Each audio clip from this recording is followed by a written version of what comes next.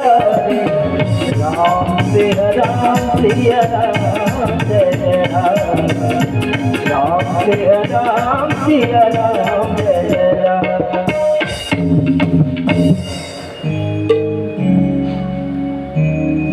जैसे ऐसा कहा उसने शूर्पणखा ने, तो भगवान ने कहा हे देवी,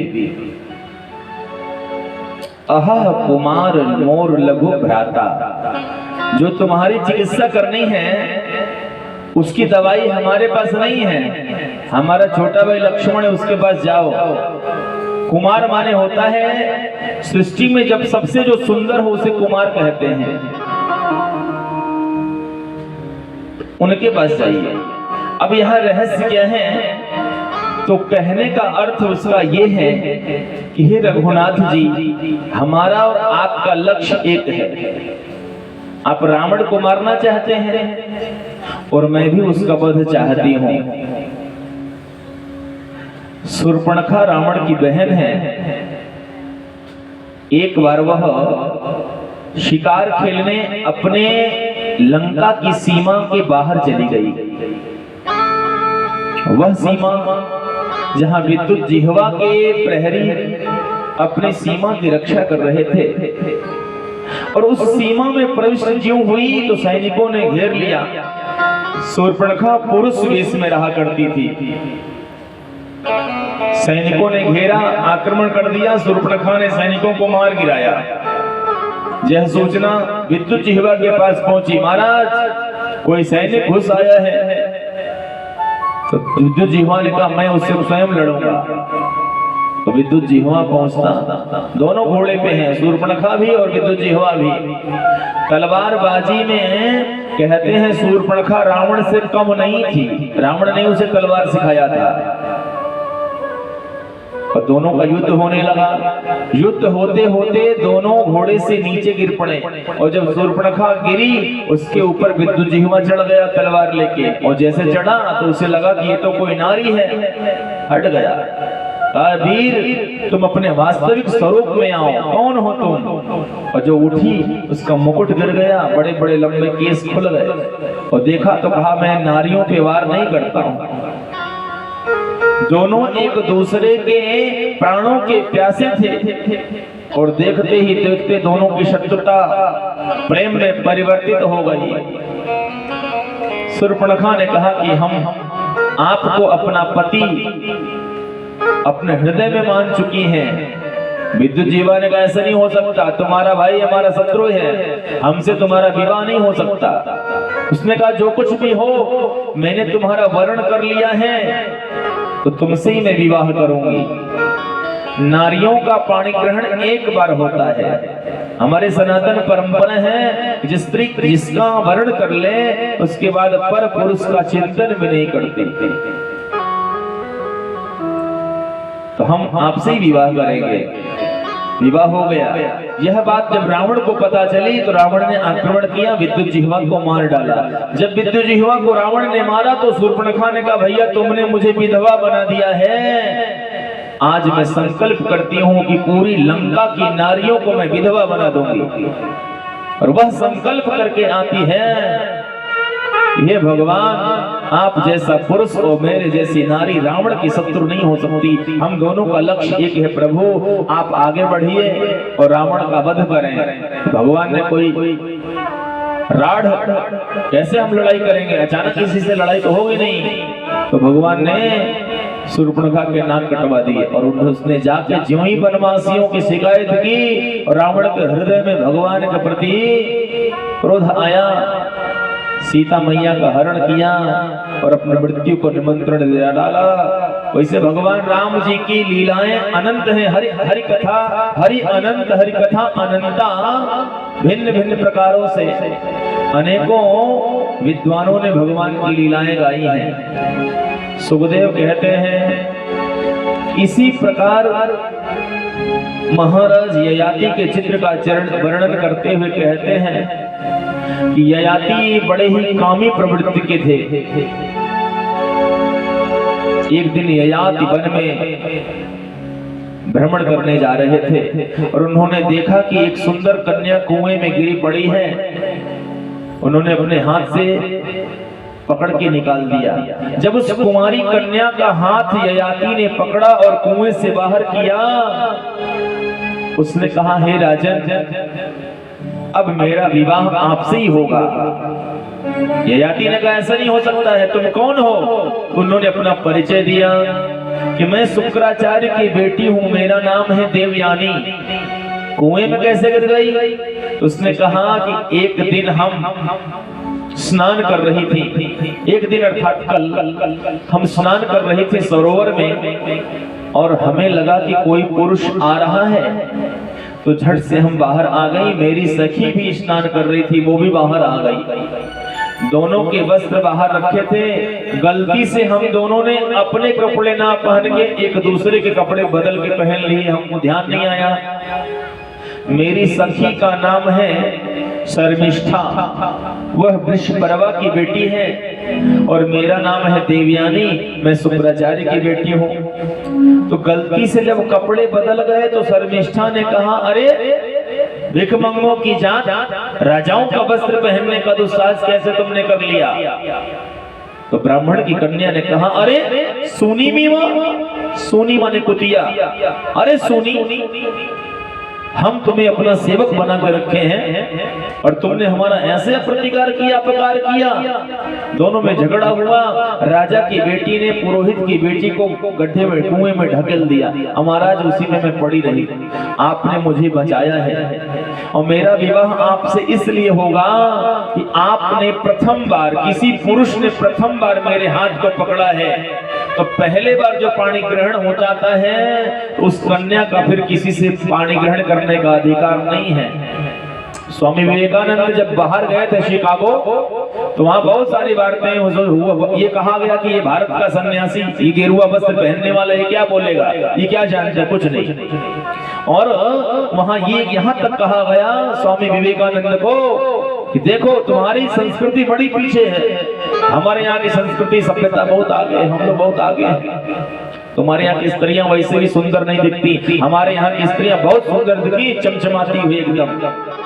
देखो, तो उसने उदाहरण दिया कि हमारे यहाँ की स्त्रियां चमक दमक में हैं, वो स्टील का कप है चमचमाती हुई, और तुम्हारे यहाँ की स्त्रियां मिट्टी का पुरवा है।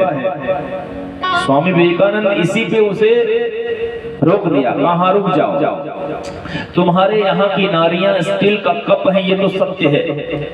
हमारे यहाँ की स्त्रियां मिट्टी का पात्र है, मिट्टी का पुरवा है, इसमें कोई संदेह नहीं। क्योंकि भारत की नारियां जिसे एक बार वर्ण कर लेती फिर दूसरे पति का वर्ण नहीं करती, और तुम्हारे यहाँ विवाह एक नहीं, एक स्त्री को हजारों पुरुष सेवन करते हैं। तो स्टील का कप धो धो के कोई पानी पी सकता है, उससे चाय पी सकता है, लेकिन भारत की नारियां मिट्टी का पात्र है। एक बार किसी के मुख से लग जाए तो दोबारा वो टूट जाती है, दूसरा उसे अपने मुख से नहीं लगा सकता। तो हमारे यहाँ की मर्यादा है। आज कह रही है देवयानी की, राजन हमारा विवाह आपसे ही होगा। जब राजा ने कहा कि मैं क्षत्रिय हूं, तुम ब्राह्मणी हो, हमारे विवाह नहीं हो सकता, तो उसने एक बात कहा कि महाराज मुझे श्राप मिला है कि मेरे विवाह किसी ब्राह्मण से नहीं हो सकता। क्यों? एक बार की बात है, देवगुरु बृहस्पति का बेटा जिसका नाम था कच, वो मेरे पिता के यहाँ पढ़ने आता था। बृहस्पति का पुत्र शुक्राचार्य के यहाँ पढ़ने जाता था, और मैंने देखा कि यह मेरे पिता के यहाँ पढ़ने आता है, बड़ा सुंदर है। तो मैंने बृहस्पति के पुत्र से प्रेम कर लिया और कहा कि तुम मुझसे विवाह कर लो। तो कच ने कहा कि गुरु की पुत्री से विवाह नहीं कर सकता मैं, ये तो अपराध है। मैंने बार बार याचना की, और जब उसने मना कर दिया तो मैंने श्राप दे दिया कि मेरे पिता की पढ़ाई हुई विद्या तेरे किसी काम न आए। तो कच ने भी श्राप दे दिया कि जाओ, मैं तुम्हें श्राप देता हूं कि कोई ब्राह्मण तुमसे विवाह नहीं करेगा। कुछ काल बीत गए, विवाह निश्चित हो गया कि ययाति से ही सुकन्या का विवाह होगा, देवयानी का विवाह होगा। देवयानी और शुक्राचार्य उस राज्य को छोड़ के जाने लगे तो वृषपर्वा ने पूछा, महाराज आप क्यों जा रहे हैं? आप हमारे गुरु हैं और राज्य का परित्याग क्यों कर रहे? तो शुक्राचार्य ने कहा, तुम्हारी बेटी ने हमारी बेटी का अपमान किया है। अगर मेरी बेटी चाहे तो यहाँ रहेगी और न चाहे तो हम दोनों इस राज्य को छोड़ के चले जाएंगे। तो वृषपर्वा ने कहा देवयानी से कि आप क्यों जा रही हैं? देवयानी ने कहा, हम इस राज्य से चले जाएंगे, तुम्हारी बेटी ने हमारा अपराध किया है। कहा, क्षमा कैसे करोगी? तो देवयानी ने कहा कि जब क्षमा मैं तब करूंगी जब तुम्हारी बेटी मेरी दासी बन के रहेगी। जहां मेरा विवाह होगा वहां तेरी बेटी दासी बन के जाएगी, तब तो इस राज्य में मैं रहूंगी, नहीं तो नहीं रहूंगी। तो राजा ने कहा ठीक है। तो देवयानी का विवाह ययाति से हुआ और ययाति कि यहाँ शर्मिष्ठा दासी बन के गई। अब ययाति अपने पत्नी देवयानी से अत्यंत प्रेम करने लगे और बड़े कामी थे। धीरे धीरे धीरे धीरे कुछ काल बीत गया तो ययाति बूढ़ा हो गया, लेकिन उसका काम नहीं बूढ़ा हुआ। तो उसने कहा कि आखिर मैं बूढ़ा हो गया हूँ, कैसे मैं फिर से जवान हो पाऊंगा? तो किसी ने कहा कि अगर तुम्हें कोई अपनी जवानी दे दे तो तुम जवान हो जाओगे। तो ययाति के बेटे थे, उसने पुरु से कहा, बेटा तुम अपनी जवानी हमें दोगे? उसने कहा, हम नहीं देंगे, हमारा क्या होगा? यदु पुरु द्रुह्यु सब। तो पुरु उनका जो बेटा है, अनु ने, द्रुह्यु ने, यदु ने, सबने मना कर दिया। और पुरु ने कहा, पिताजी ये शरीर आप ही की है, आत्मा एव जायते पुत्र, आत्मा ही पुत्र के रूप में प्रकट होती है। पुमनाम नरकात त्रयति इति पुत्र, पुत्र वही है जो पिता के समस्त दुखों का निवारण कर दे और नरक में जाने से बचा ले। आपको यदि हमारी जवानी से कोई लाभ है तो यह शरीर आपका है। पूर्व बूढ़ा हो गया और बाप जवान हो गया, बहुत दिनों तक रमण करता रहा। और जब देवयानी गर्भवती हुई अपने पिता के घर चली गई, और जब पिता के घर चली गई तो दासी ने उनका स्थान ले लिया। अब देवयानी के पति के साथ शर्मिष्ठा रहने लगी। ये बात देवयानी को पता चला कि मेरी दासी मेरे पति के साथ रहती है, तो शुक्राचार्य से कह दिया। शुक्राचार्य ने बुलवाया ययाति को। जब आए तो श्राप दे दिया कि जाओ, मैं श्राप देता हूं कि तू नपुंसक हो जा। नपुंसक हो गए। तो शुक्राचार्य से फिर प्रार्थना किया ययाति ने कि मैं नपुंसक हो जाऊंगा तो आपकी पुत्री को सुख कौन देगा? तो पुनः उन्होंने कहा ठीक है, जाओ तुम्हारा पुरुषत्व प्राप्त हो। अब इतनी सारी वार्ताएं हो गई, देवयानी ने सोचा ये तो बड़ा कामी है, इसका मोक्ष नहीं होगा। तो उन्होंने अपने पति को बैठा के कथा सुनाई। कहा कि एक बकरी थी, एक बकरा था, बकरा बकरी साथ चरते थे। बकरा बड़ा कामी था। एक दिन बकरे ने अपनी बकरी को छोड़ के दूसरी बकरी के साथ रमण किया, तो बकरी का मालिक बकरे के अंडकोश को काट देता है, नपुंसक बना देता। इतना जब कहा तो राजा को चेत आ गया, तो मेरी ही बात कह रही है, मेरे बारे में ये कहानी बनाई गई है। और उस दिन से ययाति को वैराग्य हो गया, घर संपदा सबको छोड़ दिया उन्होंने और वन में चले गए। चंद्रमा, जब सूर्य वंश में भगवान राम जी का अवतरण हुआ तो सूर्य नारायण बड़े प्रसन्न हुए कि मेरे समय में भगवान का अवतरण हुआ है। आनंद से आनंद बड़ा आनंद मिला, भगवान का दर्शन हुआ। और चंद्रमा रो रहे थे कि भगवान आए भी तो दिन में मैं उन्हें देख नहीं पाया, रो रहे हैं। भगवान ने कहा क्यों रो रहे हो? कहा कि महाराज क्या करो, आप एकदम दिन में दोपहर में आए, हम आपको देख ही नहीं पा रहे। सभी दर्शन कर रहे हैं, सभी देवता देवांगनाएं, और हम आपको नहीं देख पा रहे, रो रहे हैं चंद्रमा। भगवान ने कहा चुप रहो, अगली बार आऊंगा तो रात्रि में आऊंगा, देख लेना हमें। आहुक की कन्या जिनका नाम देवकी है,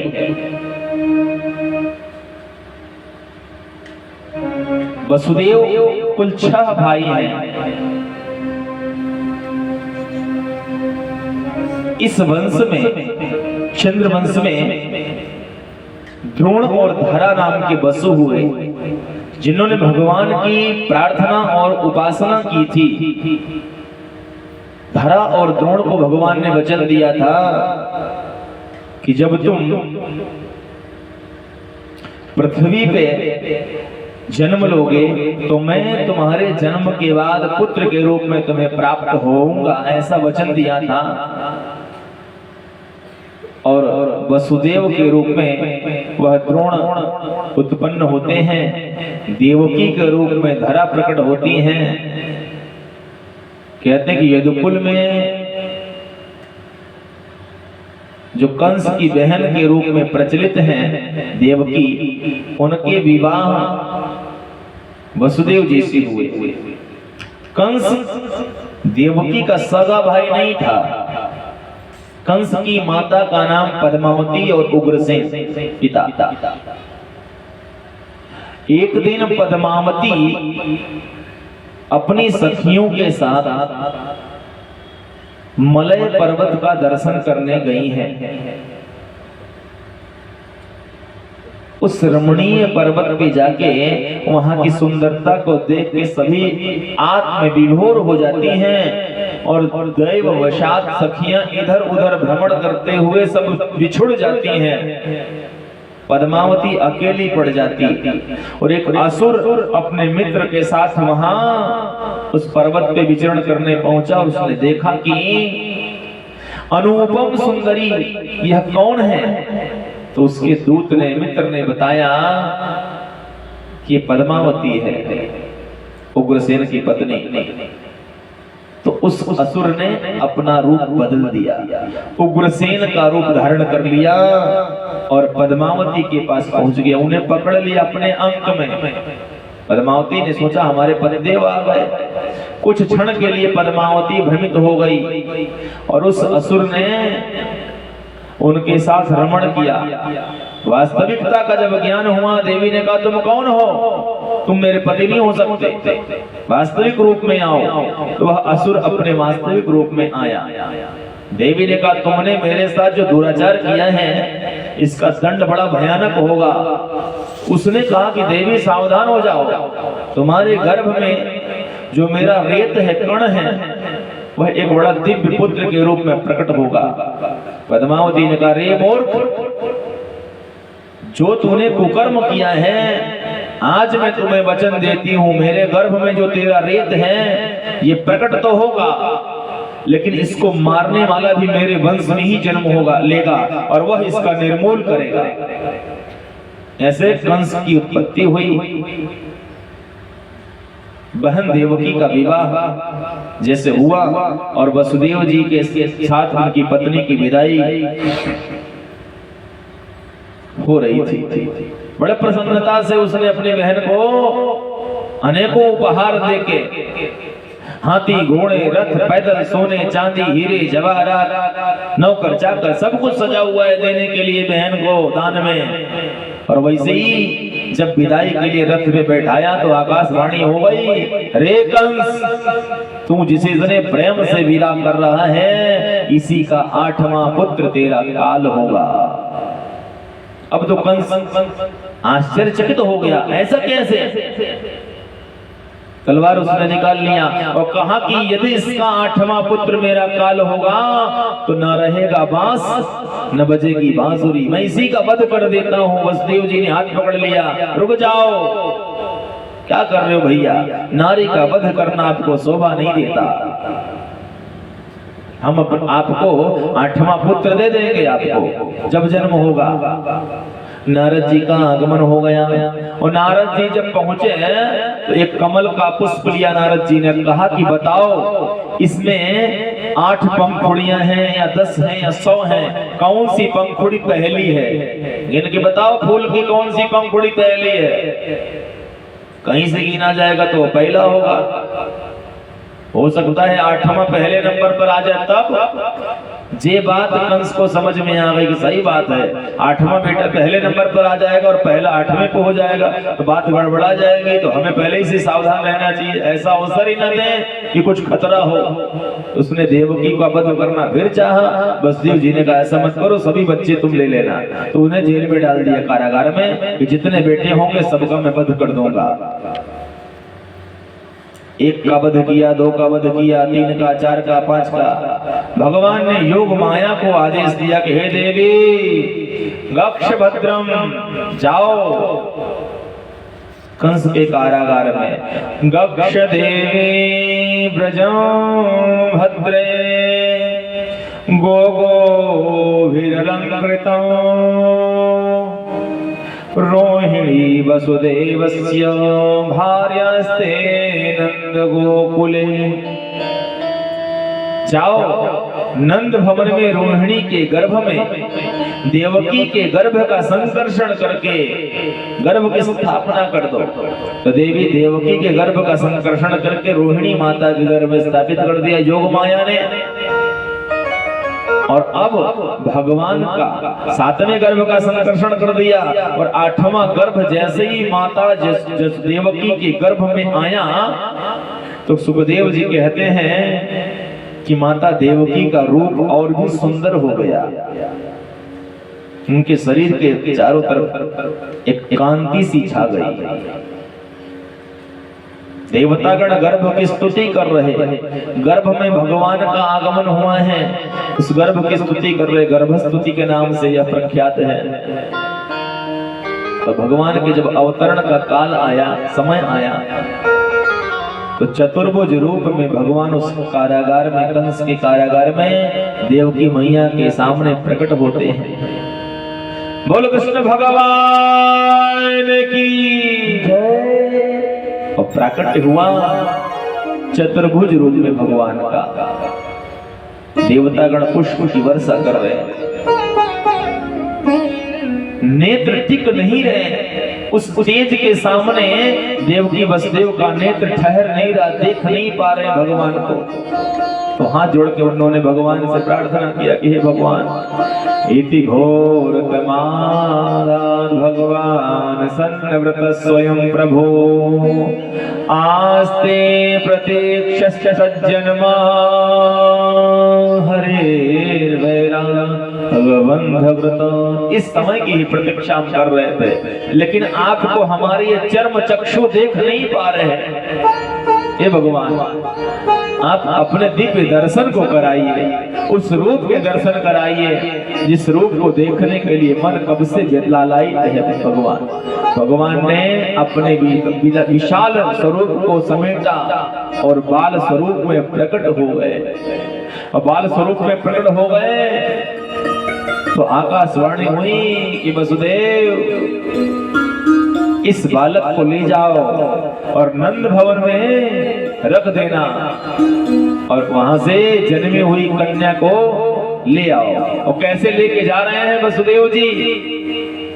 वसुदेव जी बालक को कैसे लेके जा रहे हैं? तो कहते हैं कि द्वार के सारे ताले कारागार के खुल गए। भाद्रपद महीने की कृष्ण पक्ष की अष्टमी तिथि है। चंद्रमा को उन्होंने वचन दिया था कि मैं रात्रि में आऊंगा। मध्य रात्रि में आए हुए भगवान, रोहिणी नक्षत्र है। और जब जेल के कारागार के ताले खुल गए, वसुदेव जी सूप में उन्हें लेकर निकले तो सभी प्रफुल्लित हो गए, सभी प्रफुल्लित कि अब हमें हमारे परमात्मा के दर्शन होंगे। तारे आकाश में टिमटिमा के और भी तेज प्रकाश छोड़ रहे हैं। चंद्रमा गदगद है कि धन्य हो गया मैं, भगवान ने आज मुझे दर्शन दिया। जमुना का जल उसमें लहर उठने लगी।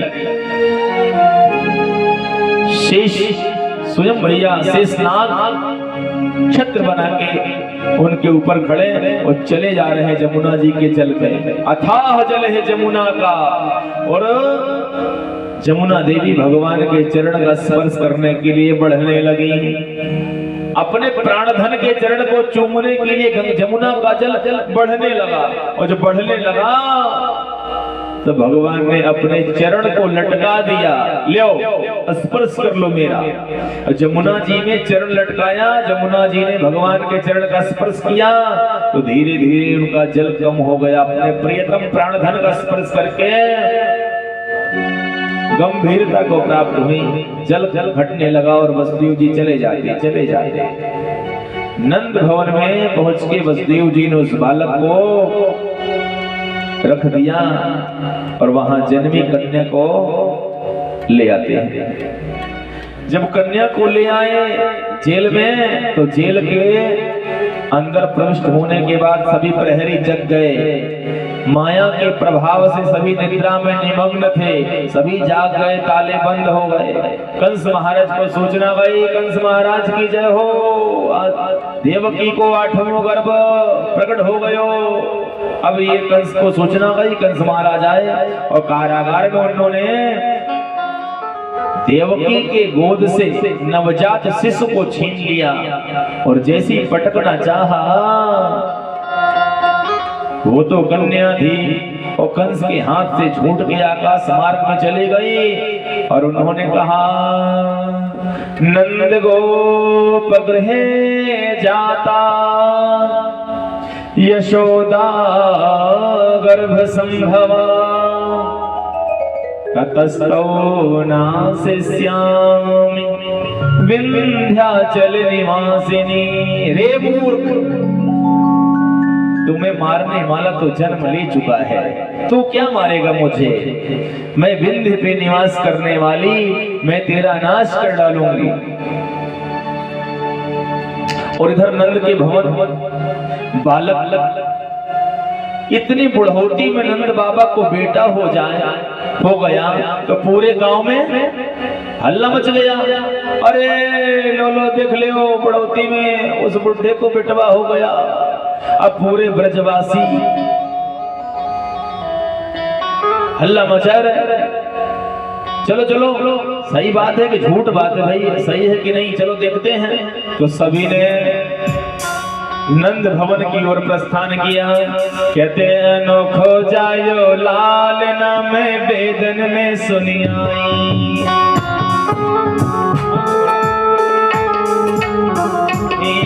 अनोखो जायो लाल नाम वेदन में सुनियाई,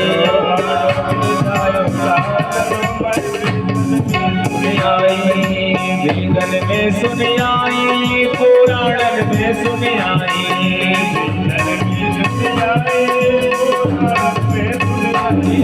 अनोखो जायो लाल नाम वेदन में सुनियाई।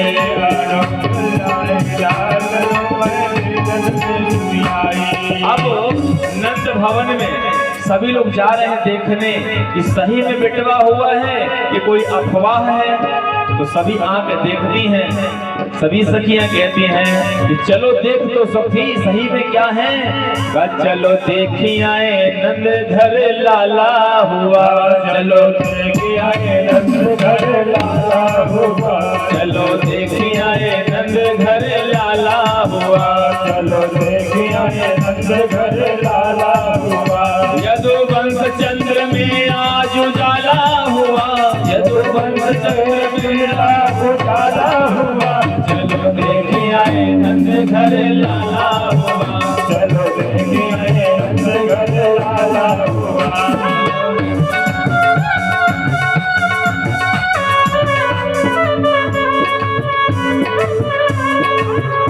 सखी ब्रज के सब बाल चले होके खुशहाल, महिया गर्दन में डाल नचे दे के ताल। आज नंद का नसीबा उजाला हुआ, चलो चलो देखी आए नंद घर लाला हुआ, चलो देखी आए, चलो देखी आए नंद घर लाला हुआ, चलो देखी आए।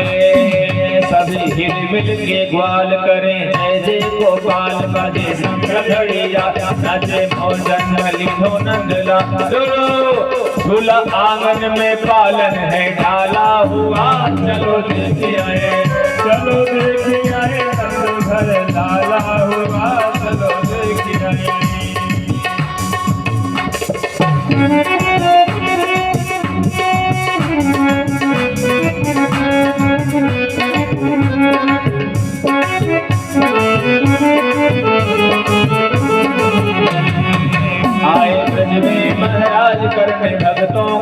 काज जोड़ा सारा समाज, करो दर्शन सब आज सुख नैनों को पहुँचाने वाला हुआ।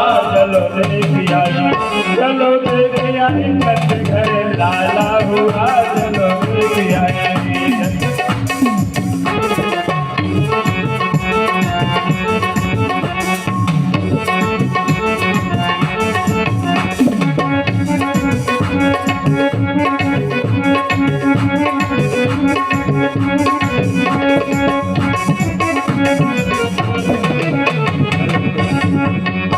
कले पंछी बने मोर छाई बदरी घन घोर, मुझे आनंद की बरसाने वाला हुआ।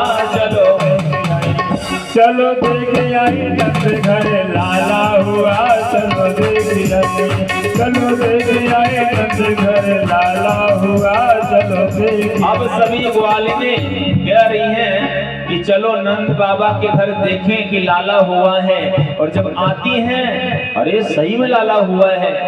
और जब लल्ला के जन्म पे सबने देखा तो सबने गाना आरंभ कर दिया कि जायो जसोदा जी ने लल्ला, अरे जायो जसोदा जी ने लल्ला, मोहल्ले में हल्ला सो मच गयो। जायो यशोदा जी ने लल्ला, मोहल्ले में हल्ला सो मच गयो। जायो जसोदा जी ने लल्ला, मोहल्ले में हल्ला सो मच गयो। जायो यशोदा जी ने लल्ला, मोहल्ले में हल्ला सो मच गयो। बाबा लुटावे अन धन सोना, बाबा लुटावे अन धन सोना, बाबा लुटावे अन धन सोना, बाबा लुटावे अन धन सोना।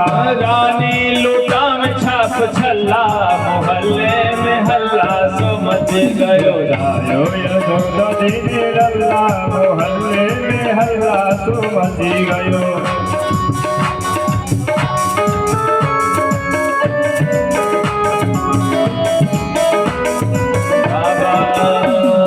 बाबा तो रुपया पैसा लुटा रहे हैं और रानी लुटा रही है सोना चांदी। कहते हैं बाबा लुटावे लड्डुआ पेड़ा, बाबा लुटावे लड्डुआ पेड़ा, बाबा लुटावे लड्डुआ पेड़ा, बाबा लुटावे लड्डुआ पेड़ा। रानी लुटावे रसगुल्ला, मोहल्ले में हल्ला सो मच गयो। जायो जसोदा जी ने लल्ला, मोहल्ले में हल्ला सो मच गयो। जायो जसोदा जी ने लल्ला।